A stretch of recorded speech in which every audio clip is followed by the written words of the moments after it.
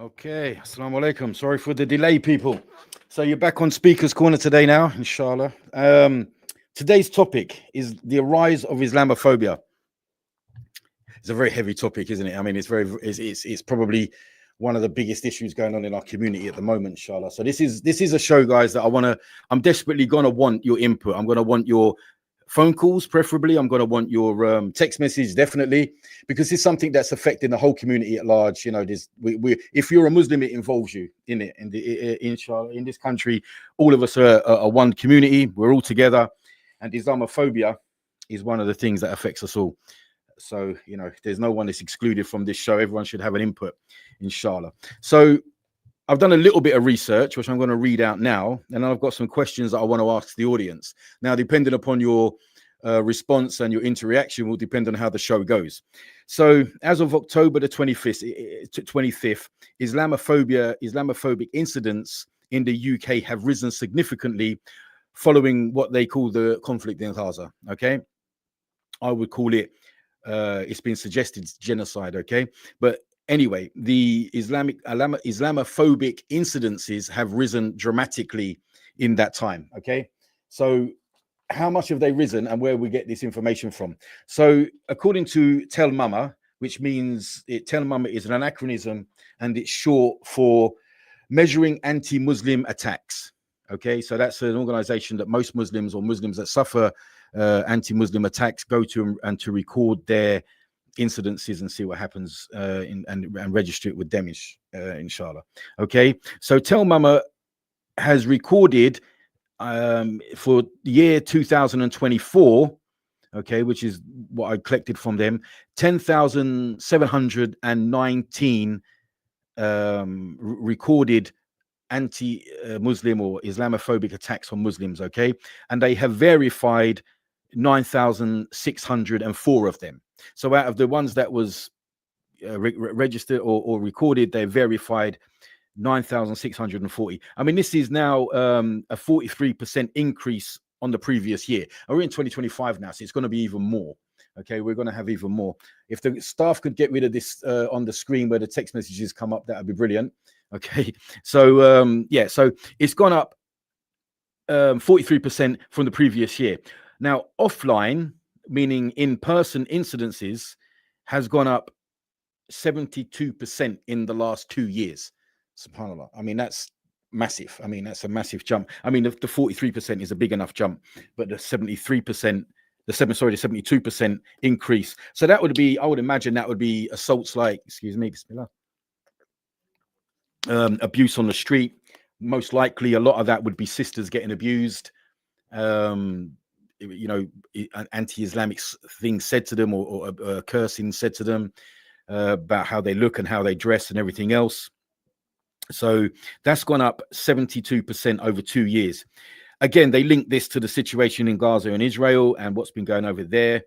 And they've found this the assault by 73% since 2023, 2024. Now, in the year ending 2025, the police records, which is always going to be less, you know, because people tend not to, the Home Office records always tend to report less to the police. I mean, most incidences are what they say are not reported to the police themselves. But even the police here, there is not linked to the. So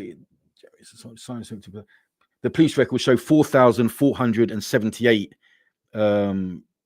recorded crimes, hate crimes against Muslims. Guys, in the office, I can't get rid of this. I can't see text messages coming in. Anyway, let's try and delete that myself. Oh, I got it. Alhamdulillah. So I've got a text message here, so let me just try and read this out loud. Do you think we should have groups that we can mobilize around the country, similar to what Tower Hamlets boys did recently? Brother Dominic, sorry if I've mispronounced your name, brother. I'm not great at reading. No. Is the short answer to that, and I'll give you my reasons why. What we have to avoid is conflicts with other communities. We just have to avoid that as much as we possibly can. We are law-abiding citizens. We have tax paying. We pay our taxes, and the police are there to keep law and order. However, I do understand the sentiment, and I do understand why people feel the need to say, well, the police can't be everywhere at once. We have to defend ourselves. You know, we have to, if you've got groups of, let's say, anti-Muslim people coming into an area, it's only normal that the people of the area will gather around and stick up for themselves.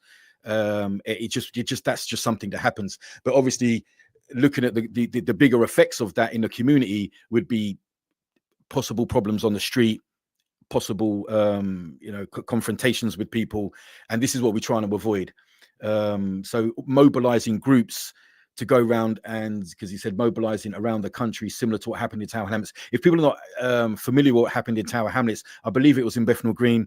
I wasn't there, but what they had was a small group of men that come down to harass the Muslim community, and in particular the women and old people.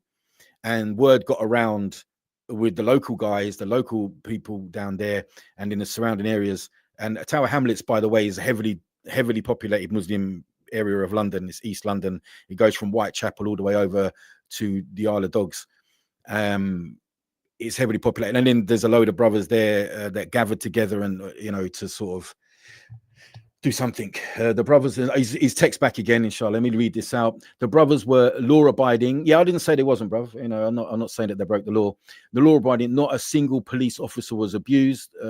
Yes, again, not a single petrol bomb was thrown, and no urine on the streets. LOL. But he's referring then, obviously, to the anti-Muslim marches where people were urinating on war memorials. They're so proud of their country. Now I get you, bruv. I'm not denying what you're saying. But when it's very hard to control a group of men anywhere in the world, especially when it's a highly charged situation like defending the community and defending the religion. It's very hard to control everyone. A lot of the brothers there will be sensible and law-abiding, but there'll be an element that will not be able to be controlled, and then you've got the potential for chaos, and you've got the potential for violence and things like this. Which, as a community, we're not about. We're not gonna. We will defend ourselves because we are people that will defend themselves, but we're not going to go out there and put ourselves in a situation where that becomes more likely. You could disagree with that, alhamdulillah. I mean, I'm just trying to stay on the right side of things here, but and like I said, I do sympathize where that comes from. And why that would, and it's going to happen whether I say it should or it shouldn't. Let's be honest, no one's going to listen to me, okay? But and it's not that I don't see where the brothers are coming from when they say that. I just see the potential for problems being quite significant from that, okay? But like I said, yeah, I think we're going to have to face a lot more of this as time goes on, and I think it's inevitable that is going to happen. How would you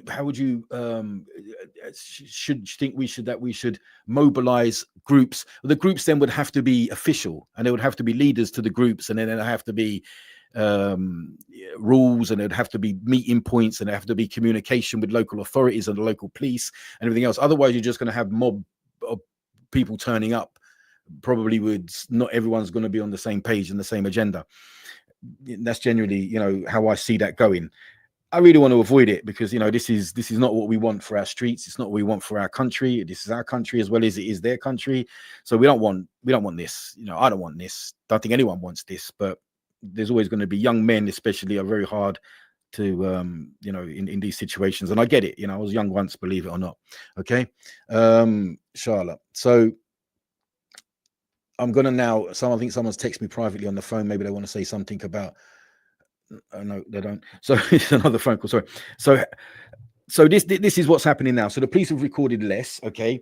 So this is still a 19% rise according to police year on year from the previous 2 years. It's gone up year on year, 19% each.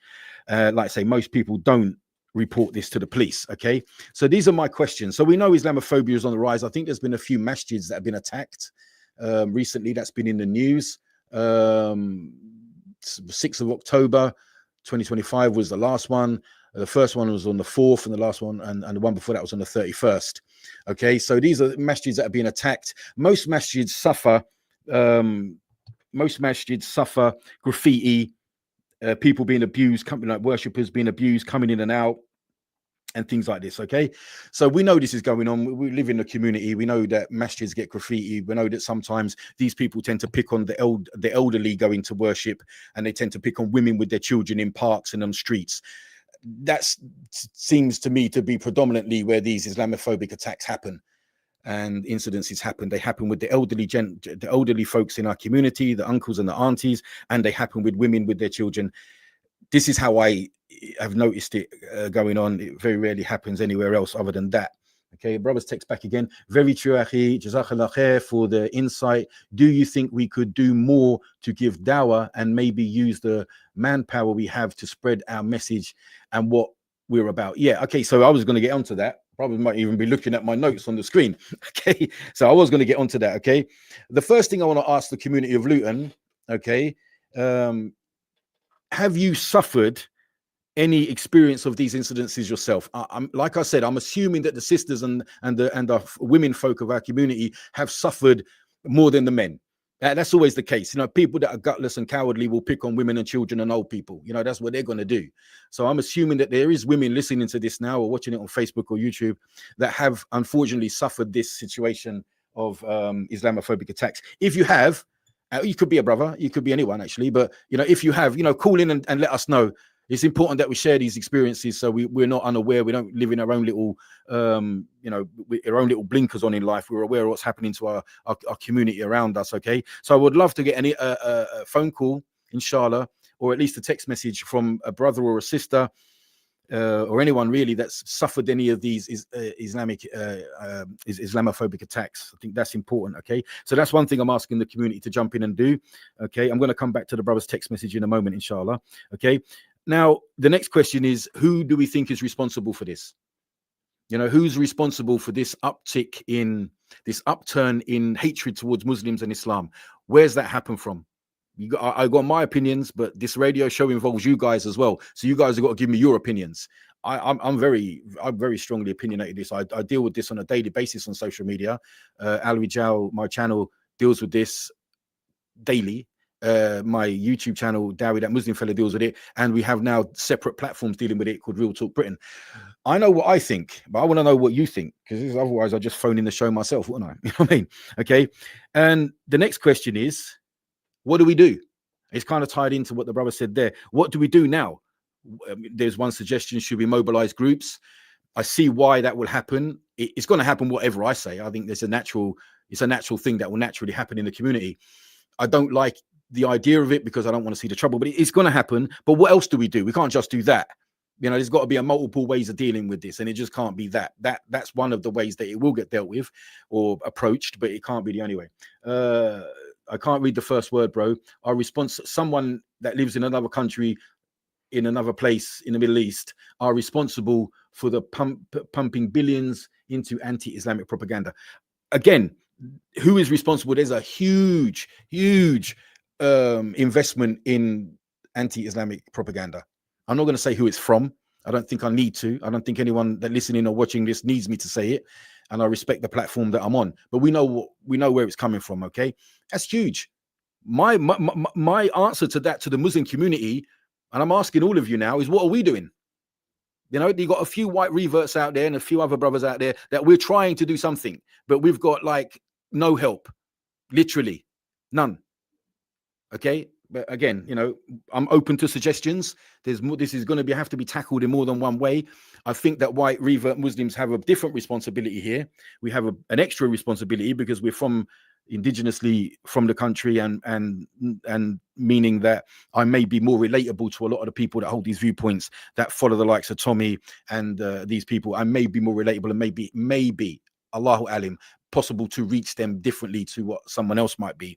However, so I think that gives me and people like me, white revert Muslims, a responsibility to try and do something. Okay, but we're going to need help, guys, and we can't do it on our own. I can't go up against Elon Musk with a mobile phone. You know what I mean? We need to be able to deal with this properly. Okay, we need to have a think about this. Okay, there is something going on behind the scenes that I don't want to let.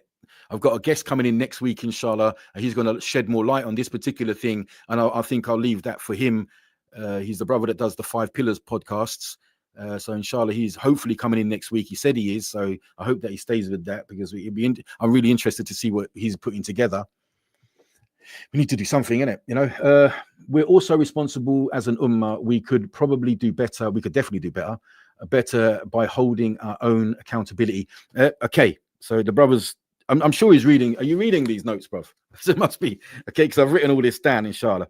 Okay, so what? So yeah, we do need to do more as a community. I mean, look, we've got several questions here. Who has experienced any of these attacks, and how did it happen? Who is responsible generically for this uptick in anti-Islamic propaganda and feelings in the country? Because I'm going to tell you now, guys, it's only going to get worse. This is just the beginning. We're only gotten the beginning of this now, believe it or not. Okay, it's way different to what it was in the 70s and 80s with the bother boys and the people with really short hair. Okay, I'm not allowed to say the names, but people with really short hair and Doc Martin boots. This is a way different kettle of fish we're dealing with now. Way different. Okay, it's we're dealing with world leaders, and we're dealing with the likes of Donald Trump, Elon Musk. We're dealing with some of the most powerful people in the world, and they're backing people, and they're saying things now that wouldn't have been able possibly thought about saying less than 10 years ago.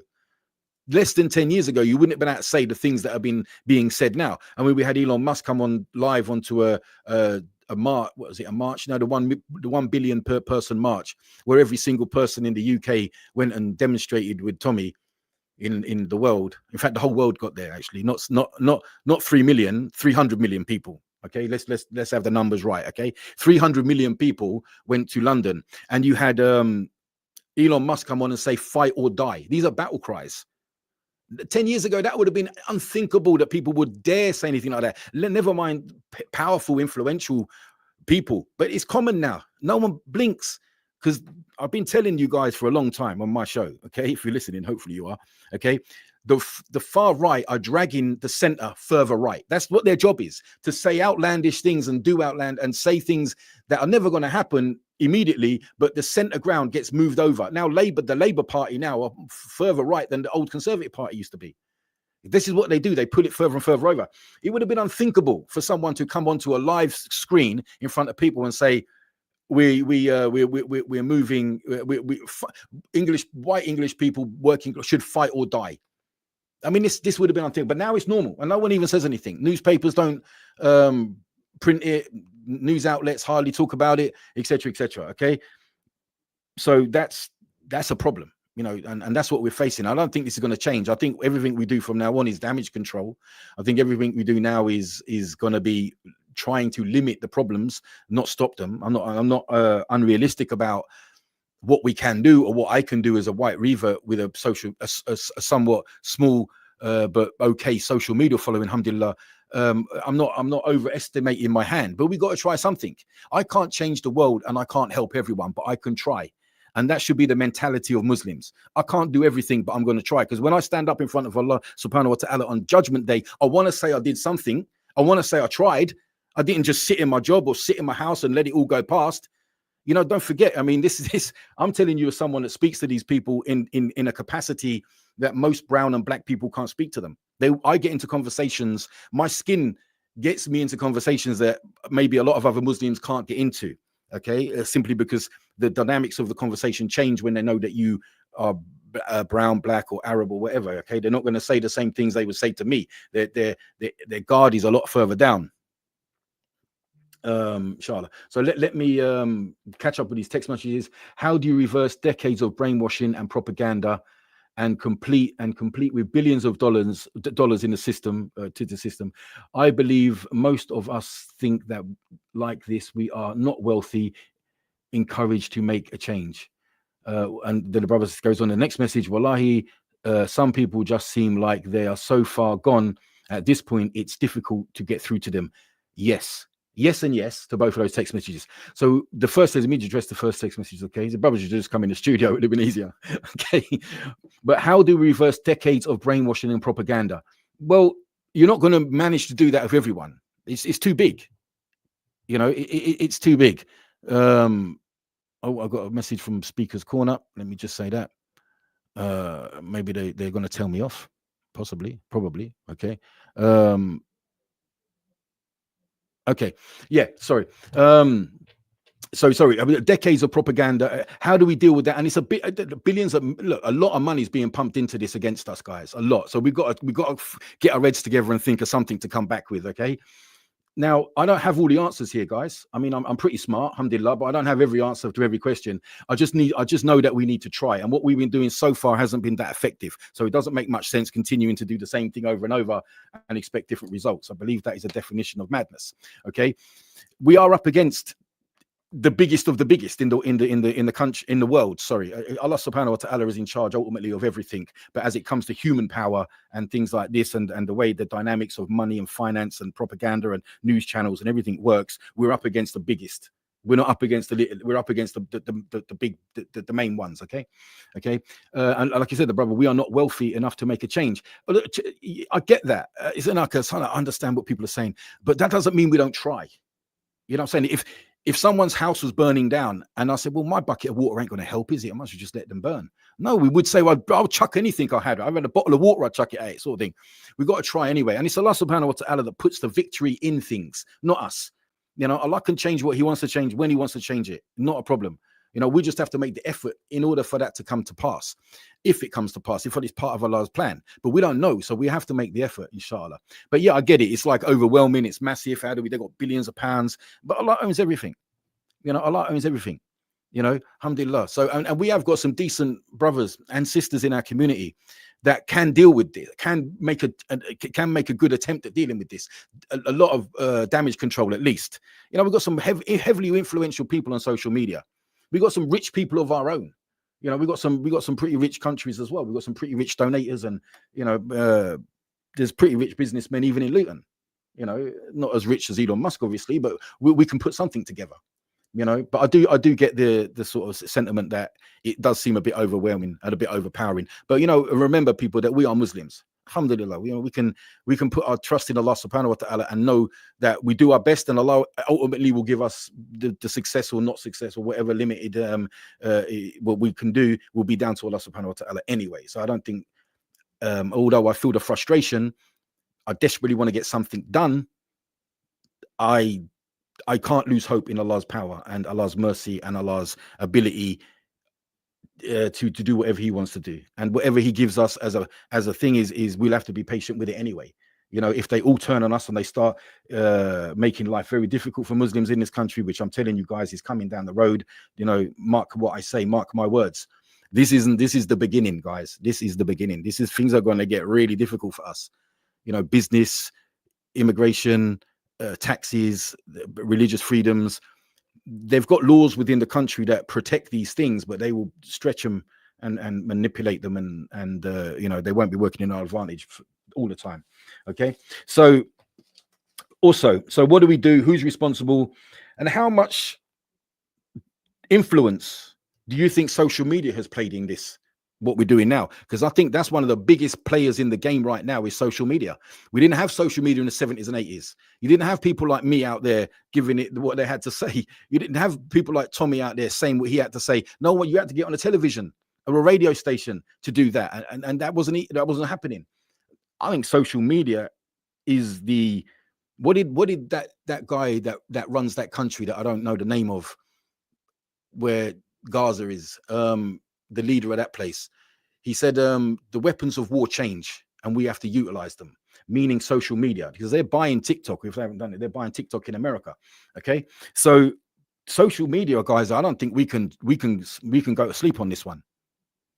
We can't go to sleep on this one. You know, we have to we have to be up on social media. We have to be savvy with it. We have to be utilizing it, because it's an effective utensil for us to use, but it's also being used effectively against us. So, you know, social media, phone me, text me, tell me how much you think social media has played a part. Okay, I'm going to go in after we're coming up for a break very shortly, inshallah. I'm going to go in on the £10 million boost to protect the Muslim community, on top of already £29.4 million already available. That's going to come in out of the show, after the interval break, and we're going to talk a bit more about that. But guys, if you can text me or call me and let me know if you've had any of these experiences, anti-Islamic, Islamophobic experiences and abuse, phone in, let me know. What do you think? Who is responsible? And what do we do? I'm asking you a load of questions. As a Muslim community listening to a Muslim radio station, let's have some opinions, okay? Let's get in on this. Let's text in. Let's call in. Give me some opinions. Tell me what you think we should do. Like I said, I don't have all the answers. I'm smart, but I'm not that smart. Subhanallah. Okay. So, brothers and sisters, inshallah, we've got 10 seconds left for the break. We'll open up the calls and the text messages as soon as we come back, inshallah. Okay. Assalamu alaikum. Assalamu alaikum. In Luton and its surrounding areas, it is now time for Salat al-Isha. लुटन और इसके मज़ाफ़ात में नमाज इशा का वक्त हुआ चाहता है. This azan has been sponsored by Ideal Properties. Contact us on 01582 721110 or log on to www.idealpropertiesltd.co.uk. Allahu Akbar,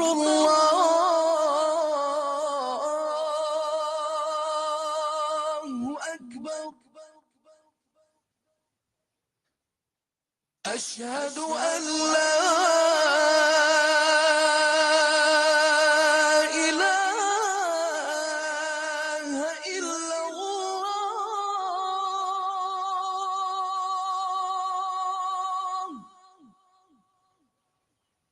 أشهد أن لا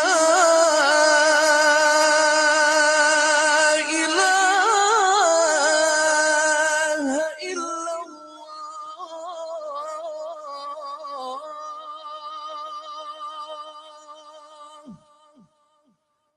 أشهد أن محمدًا رسول الله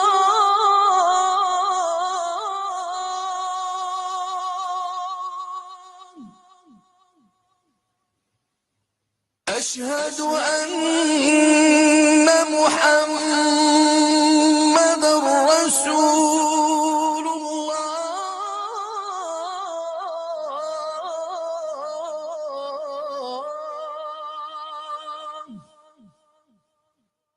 حي على الصلاة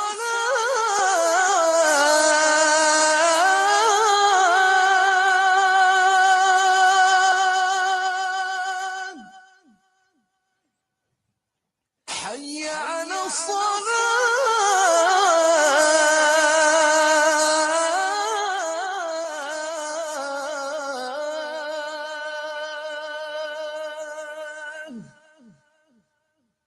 حي على الفلاح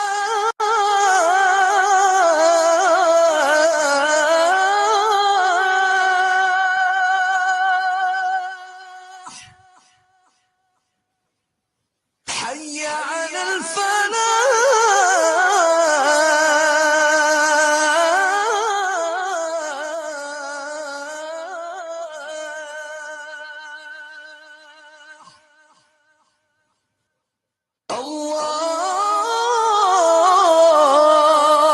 الله أكبر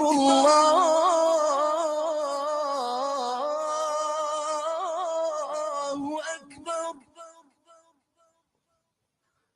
لا إله إلا الله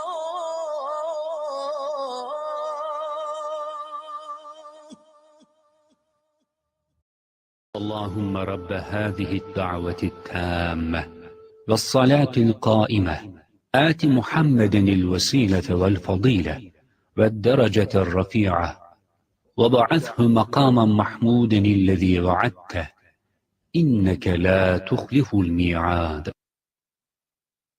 Would you like to sponsor the azan? If so, give us a call on 01582 481 810 or email us on info@inspirefm.org.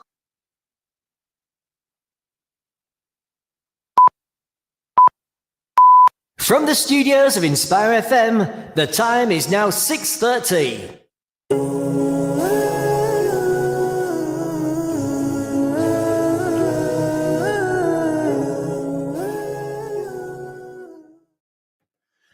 Okay, assalamu alaikum. So we're back on Speaker's Corner. We're very important topic. Like I said, we're all there's been a couple of text messages coming. I think these guys are talking to them between each other.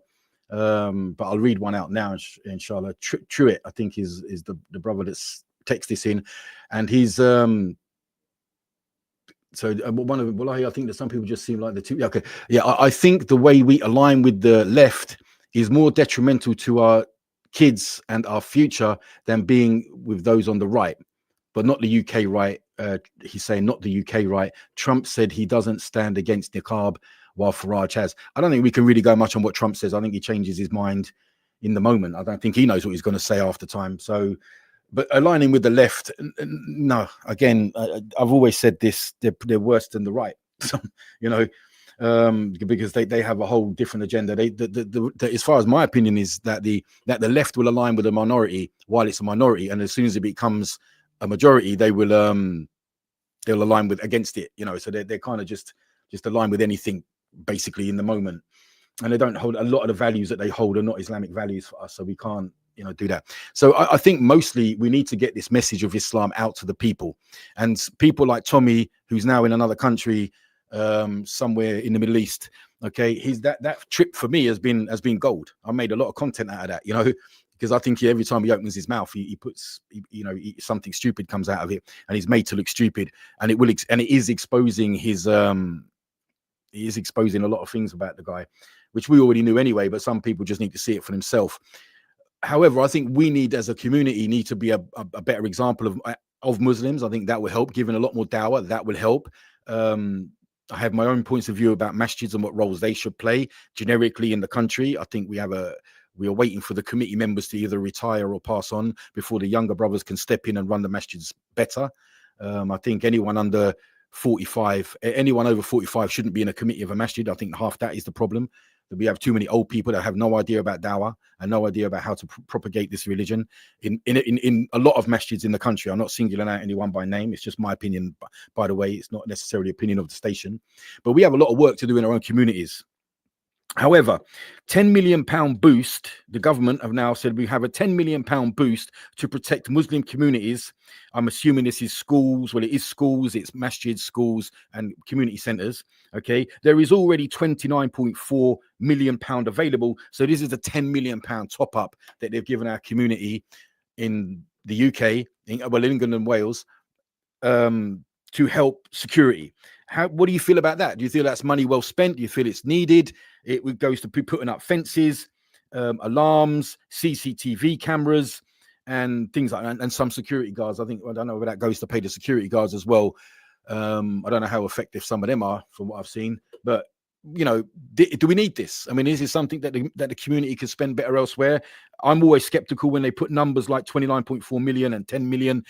How much of that actually gets on the ground? How much of that actually goes towards CCTV cameras or alarms or things that where it's supposed to go? Or how much of it gets allocated and then siphoned out everywhere else and said, oh, look, we give you a whole load of money, but not all of that money actually landed where it was supposed to land. I'm skeptical of these things anyway.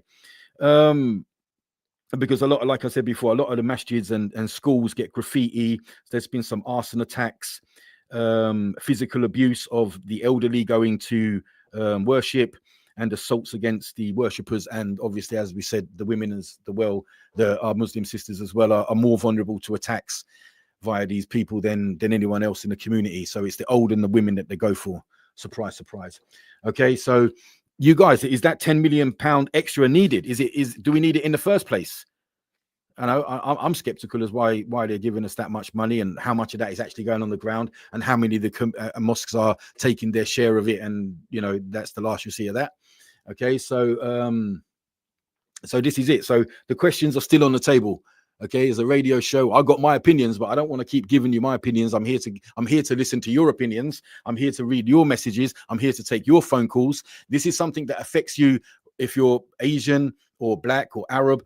It's something that probably affects you more than it does me, because I'm white, I'm ruggedly good looking, so I can get away with it, if you know what I mean. I can get away with stuff. I can blend if I want to. A lot of you guys can't. So this Islamophobic attacks is going to affect you on a daily basis more than it affects me. So it is a time for you to have a say. I'm telling you that we need to set up a collective response, a proper strategy. We need to use social media a lot better than what we're using it. We need to come together on social media, the main influencers and the da'is and the students of knowledge, and I don't like to say the word influencers because it just sounds so muggy, but the influencers as well. We all need to come together. We all need to do something okay, strategize a little bit better than what we are. We're up against the biggest of the big from the dunya perspective. So we can't just go at this by ourselves individually, chasing views and chasing likes. We have to have something going on. So there's a lot that we need to do, guys, and who's responsible and everything else. So I don't know. Do you just want me to take it on with my phone and just make videos on my mobile phone? Is that the advice? And then does that help?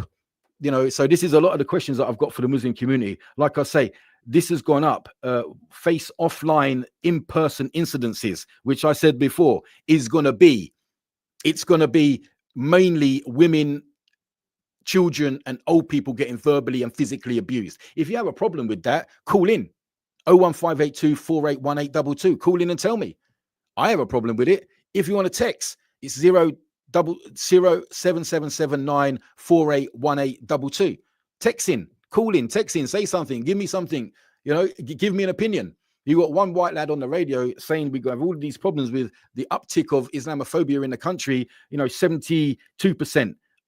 Generally speaking, it's gone up 43% according to MAMA, measuring anti-Muslim attacks. This is a charity. Okay, 43%, 72%. The Home Office and the police have it up 90% year on year, 23, 24. So it's all going up. I'm asking you, what do we do about it? Whose fault is it? What can we do about it? And how's it affecting us? And is chucking money at it to give us extra CCTV cameras and alarms, is that an answer? It might be. I don't know. Someone's made that decision. Do you think that that's money well spent? You know, we have money in our communities. We do. Masjids, alhamdulillah, they collect money. They get, you know, they do good collections, you know, most of the time. I'm going to read another text out here. Yeah, maybe you're right. I think he's answering the other brothers about affiliating ourselves with the far left. I don't think we need the far left and the far right are the left wing and the right wing are two wings of the same bird. You know, we're Islam. You know, we don't do that. You know, we are Muslims. We have our own whole bird, as it were. We don't need wings of anything. We don't need to subscribe to anything. However, you know, the left wing, I do believe, are a bigger issue for us as a community than anyone else, and probably we have more in common with the right than we do the left. But I don't subscribe to either one of them. I subscribe to Islam. I subscribe to the Quran and Sunnah, and that should be how we answer deal with these issues. That's how we should deal with it. So, Bismillah. If you guys have another opinion, or you agree with that opinion, or you just want to hear my velvet tones for the next 20 minutes, you're more than welcome. Okay, so I'm going to read some more texts out now. Aligning these sides makes sense. No, they're just saying the same thing. Sorry, I thought they said something else on the text messages there. There's none coming through on Facebook, and there's none coming through on the thing, unless I can't move it up. Okay, so I'll give you some of my opinions, being that you are not forthcoming with your opinions. Okay, maybe the right. So in Whitechapel, this happened. Yeah. So I believe who is responsible is, I can't say on radio who it is, but we know who it is. They are pumping millions and millions of pounds into paying influencers. They know now where the battlegrounds are. They know it's on TikTok. They know it's on Insta. They know it's on YouTube, slightly less on Facebook and places like that. They know where it is. They know where it is. So if we are not on those platforms and we are not representing, then we are going to be losing. As simple as that. That's why they're buying TikTok in America, openly saying we're going to buy it to change the algorithms. That tells you something. And when you got that person saying that the weapons are, I don't like using names, okay, and I don't, you know, anyway.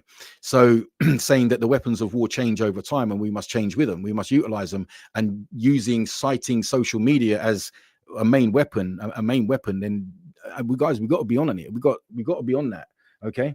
So someone is per post, I think someone's saying that these influencers get paid $7,000 per post.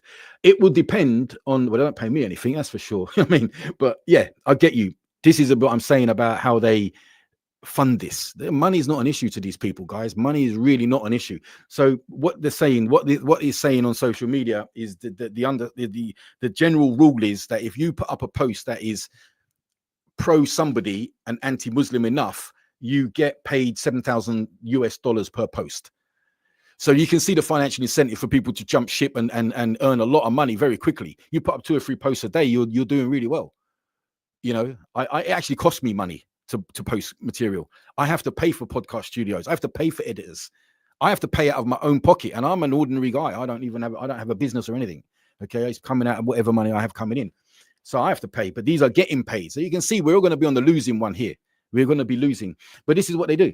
So I believe that. I believe as a Muslim community, we need to be in a lot more dawah. There is dawah projects going on. We do have brothers that are active and giving dawah and doing dawah, sisters as well, alhamdulillah, that are active in the dawah, but it's not enough. It's not enough. And when you go into a masjid on a Jummah, in anywhere in the country, you probably will be hard pushed to find 2 or 3 white reverts in the whole masjid.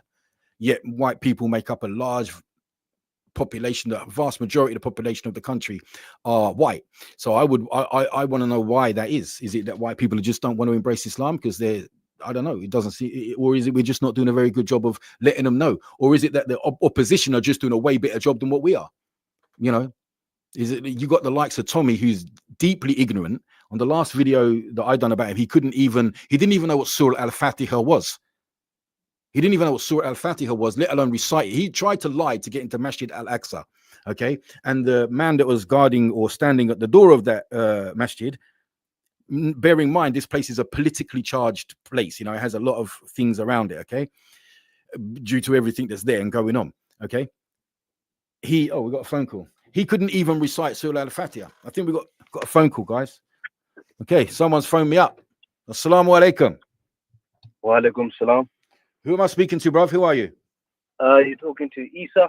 Isa. That's a great name, mashallah. Same name I have. Where are you from, Isa? I'm from Luton. Oh, you're from Luton. Another Isa from Luton. Alhamdulillah. What do you want to say, bruv? What's your opinion? Give us the answers. That's what I want. I want Isa from Luton to give us the answers, inshallah. I mean, obviously, look, with Islamophobia, it's always been there, whether direct or indirect. And I feel like now with the election of, far-right politicians like Trump and Nigel Farage, he's coming up as well. Well, Nigel Farage is going to be the next prime minister, probably. Allahu alam, but that's how it's looking. So carry on, brother. Yeah, I just want to agree with you on that point. Yeah, I think when you have politicians like this, they're very influential. So when they're pushing this far-right propaganda and they're trying to divide us and trying to blame people like immigrants and people of different faith for the problems of the country. I don't think, brother, they're blaming people of different faiths. They are blaming Muslims. Yeah, I think because Muslims are very visible. You got to understand that, when you have the sisters wearing hijab or the brothers having big beards, but Sikhs are very visible if they're practicing. They got beards, they got turbans, they clearly look different. Yeah, definitely. I think a Muslim is very easy to get. I mean, Jews as well. If you go to certain parts of London, you see Jews are very visible, but they're still small in number, right? They are, but we don't tend to know much about them because they have their own hospitals, own ambulances, own security guards, own schools, own everything. So they tend to be very isolated. So we tend not to notice them. But they are. Look, if you're talking about the traditional Orthodox Jew with the hats and the long coats and the sort of hair at the side of the 2 locks, as it were, that come down, they're very visibly Muslim. Very visibly Jewish. However, the Muslims are the ones getting all of the blame. They're not blaming Hindus. They're not blaming Sikhs. They're not blaming Jewish people. All of this is about Islam, bro. This has got nothing to do with how visible we are. It's everything to do with our beliefs. I believe anyway. I mean, you might see it slightly differently, so that's why I want you to say something. Yeah, I mean, Muslims, very visible. We are, quite a large, population in the UK now, and obviously, you've had these things like terrorist attacks, and then you have obviously the grooming scandal up north as well. So these things haven't helped the Muslims, right? And obviously these things do pop out. If they're looking to pick on a religion or an ethnicity, they're going to bring up these type of topics, regardless of obviously the terrorist attacks. May have been a reaction to British foreign policy, or and these other scandals where we don't know the full details and stuff like that, and it's happening, regardless of ethnicity. It's happening, bad things. All ethnicities are guilty of doing bad things. There's bad people in they are, bro. But so I'm just going to give you the devil's advocate, like the opposite argument, okay? But let's say you get crimes and bad things in every community, but you don't get Sikh people getting involved in grooming gangs. That's just not something that really comes into the news. You don't get in this country, at least, you don't get Christians doing terrorist attacks, or they don't frame it as a terrorist attack, at least, okay? So this is what they're going to use against us. I mean, the publicity now against us is really toxic, really toxic. It's not going to get better. I mean, I can promise you, it ain't going to get any better. But what do we do about it, bro? I mean, we know that there. For me, it's a conflict of beliefs as much as anything else, and so it's going to be a religious stroke ethnic problem, because the two are together for the most part in this country, because most Muslims are not indigenously white people. They're mostly coming from Pakistan, Bangladesh, Somali, Africa, but wherever they're coming from, they're not coming from, for the most part, this country. So by default, it's going to be racial and religious, and it ain't. And I think, without being too doom and gloom about it, bro, I think the next 10 years are going to be very turbulent in this country. I mean, the thing is like this, I done my degree in economics. So, I understand the value of bringing, the value of bringing immigrants in. If you look at the world, the America is probably the country with the most immigration, and they're the most richest country in the world. So immigration brings its benefits. Being a multicultural society brings its benefits. Obviously, you'll have your negatives here and there, but mostly I believe that is mostly positive. But obviously now with the cost of living crisis that's happening, everywhere, people are looking for people to blame, and obviously immigrants again, and Muslims. I think, like I said, we've got to be better with our neighbors. It's not so much the immigration problem, brother, because what they're worried about is Muslim immigration.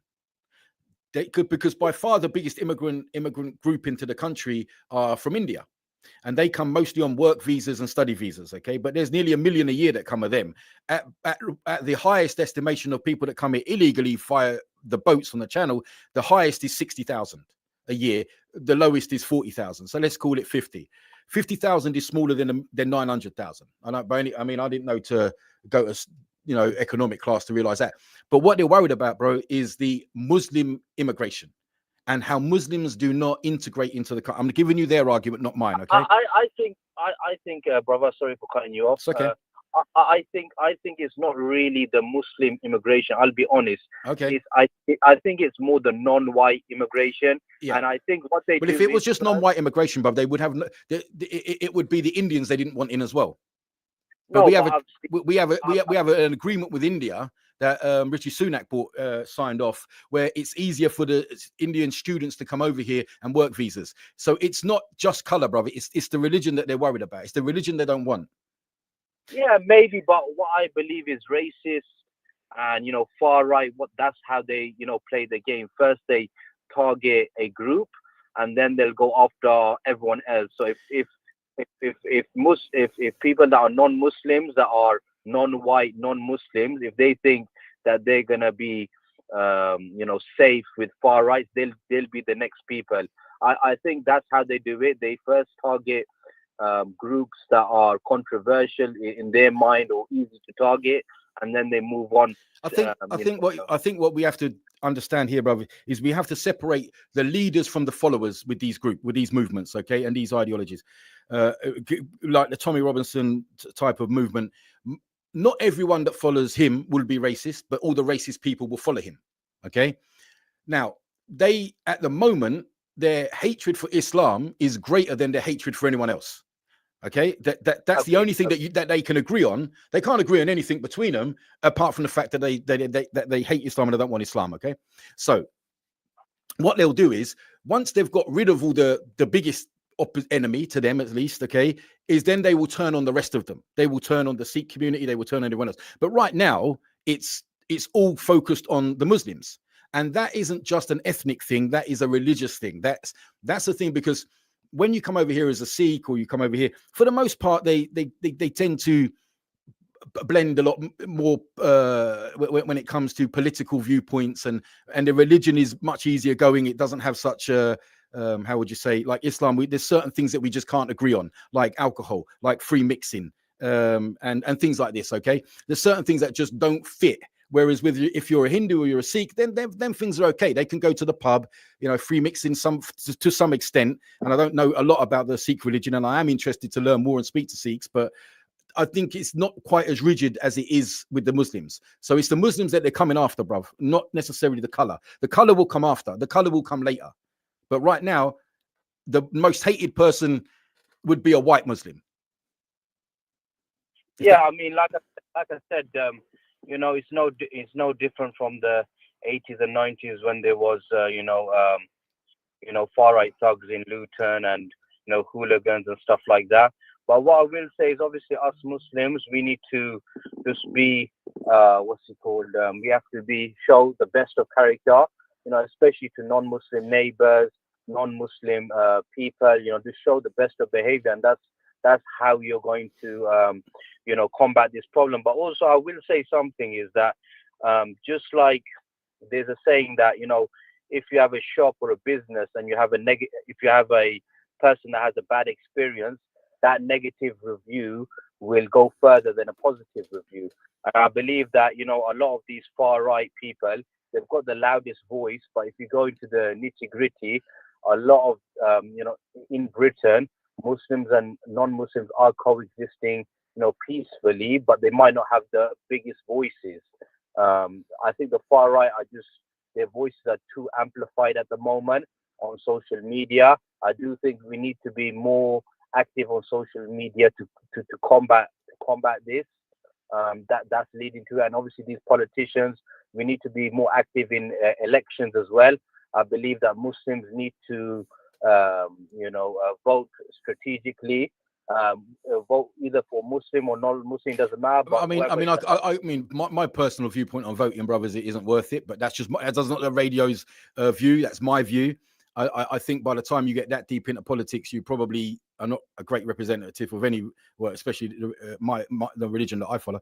Anyway, inshallah. But like you say, brother, I mean, there's so many things that we need to address here. I have a different way of looking at it to you, but that's why I wanted people to call in, because for me, this is purely a religious stroke ethnic problem.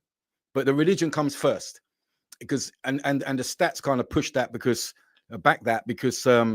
like Indians, people from India, are by far the greatest economic migrant into the country, and the second one to that is Nigerian.